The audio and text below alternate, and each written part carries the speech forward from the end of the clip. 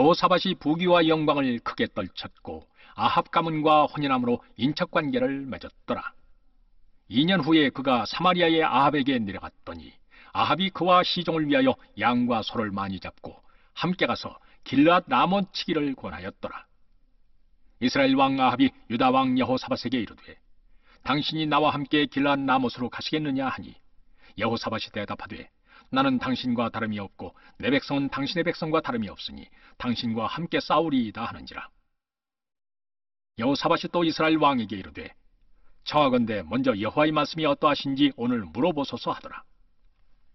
이스라엘 왕이 이에 선지자 400명을 모으고 그들에게 이르되 우리가 길르앗 라못에 가서 싸우랴 말랴 하니 그들이 이르되 올라가소서 하나님이 그 성읍을 왕의 손에 붙이시리이다 하더라.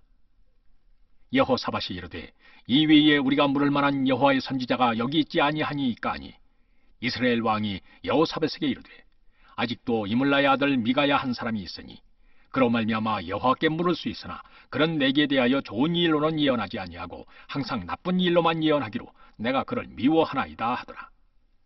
여호사밧이 이르되 왕은 그런 말씀을 마소서 하니 이스라엘 왕이 한내시를 불러 이르되 이물라의 아들 미가야를 속해오게 하라 하니라.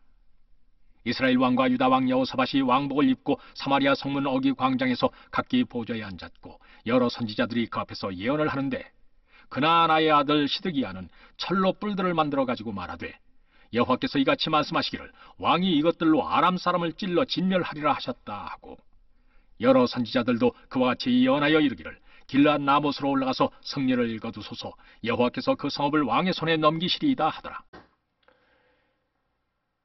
성경에는 믿음이 좋은 의인들이 많이 나옵니다. 아브라함, 모세, 다윗, 오늘 본문에 나오는 여호사밧 같은 인물이 바로 대표적인 사람들이죠. 하지만 이들이 믿음의 사람이라고 해서 100% 완전하다고 말하지 않습니다. 성경은 이들의 허물과 잘못을 가감없이 다 폭로합니다. 이것이 무엇을 의미할까요? 성경에 나오는 믿음의 사람들은 우리의 구원자가 되시는 예수님을 가리키는 모형이 됩니다. 하지만 그들의 불완전한 모습은 우리에게 진정하고도 완전한 구원자가 절대적으로 필요하다는 것을 보여주고 있는 거죠. 오늘 나오는 여호사밧은 다윗의 길을 따르며 전심으로 여호와의 길을 따랐던 선한 왕이었습니다. 하지만 이 여호사밧도 인생에 오점을 남기면서 불완전한 모습을 보여줍니다.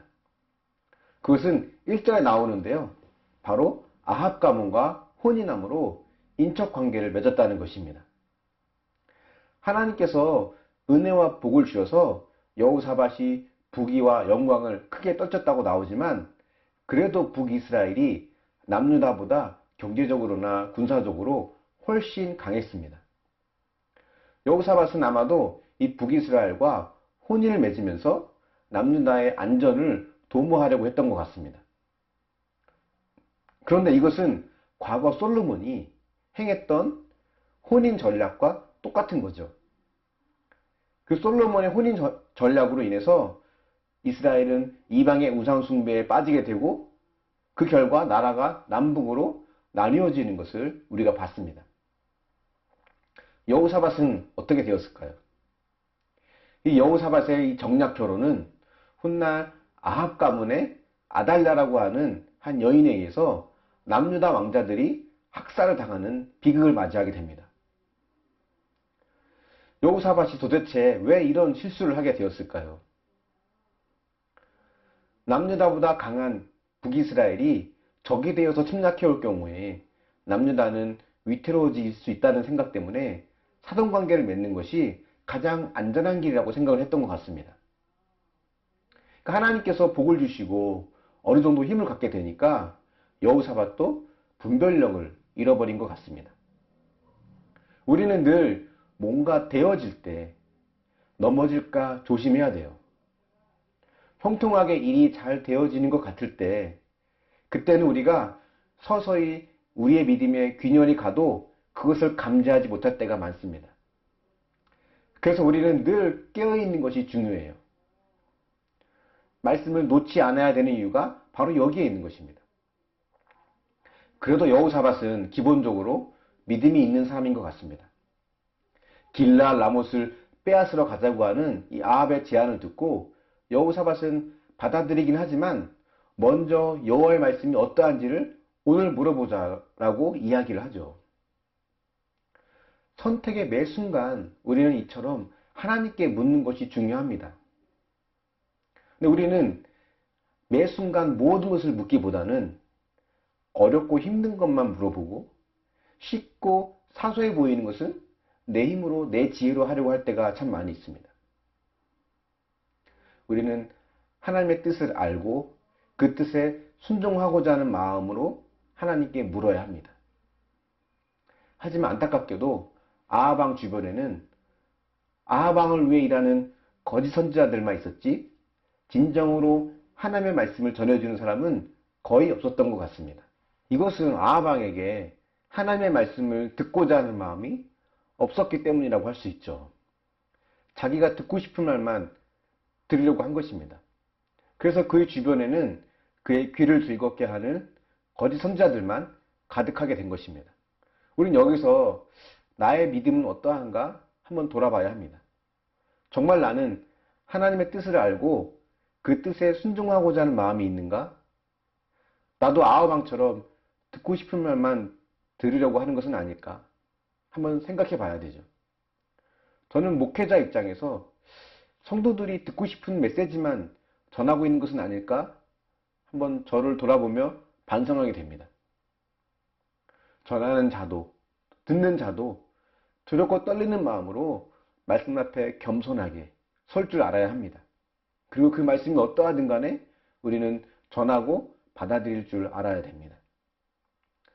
저와 여러분이 우리의 연약함을 인정하며 겸손하게 하나님께 매 순간 묻고 그 말씀이 무엇이든 간에 순종할 수 있는 믿음의 사람이 될 수 있기를 축원합니다. 묵상해 보십시오. 뭔가 잘 되어져 가는 것 같을 때 방심하다가 실수한 적은 없습니까? 늘 깨어있기 위해서 말씀을 놓지 않고 있습니까? 아니면 말씀을 잊고 있습니까?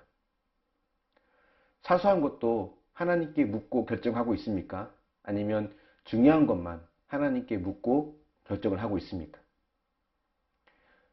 이 묵상을 통해서 하나님 앞에 우리의 믿음과 우리의 신앙을 돌아보고 하나님 기뻐하시는 참된 믿음의 사람으로 변화되어지고 세워질 수 있기를 축원합니다. 기도하겠습니다. 사랑의 하나님,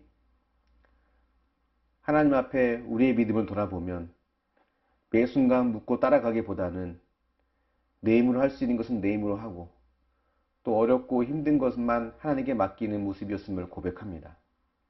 주님, 또한 아하방처럼 내가 듣고 싶은 말만 들으려고 하는 것이 또한 우리의 연약한 믿음인 것을 고백합니다.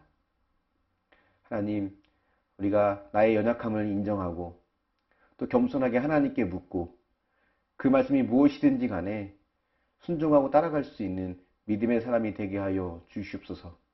또 저에게도 지혜와 담대함을 주셔서 성도들이 듣고 싶은 메시지만 전하는 것이 아니라 하나님 말씀을 가감없이 전할 수 있는 믿음의 사람이 되게 하여 주시길 원합니다. 그래서 우리 공동체가 전하는 자나 듣는 자 모두가 겸손하게 하나님 말씀 앞에 서게 하여 주시고 그 말씀을 따라가는 믿음의 공동체가 되게 하여 주시옵소서. 늘 깨어있기 위해서 말씀을 놓지 않게 해주시고 잘 되어져 가는 것처럼 보여질 때 오히려 더 경각심을 가지며 넘어질까 조심하며 깨어있는 자가 될 수 있도록 붙잡아 주시옵소서. 감사드리며 예수님의 이름으로 기도합니다. 아멘.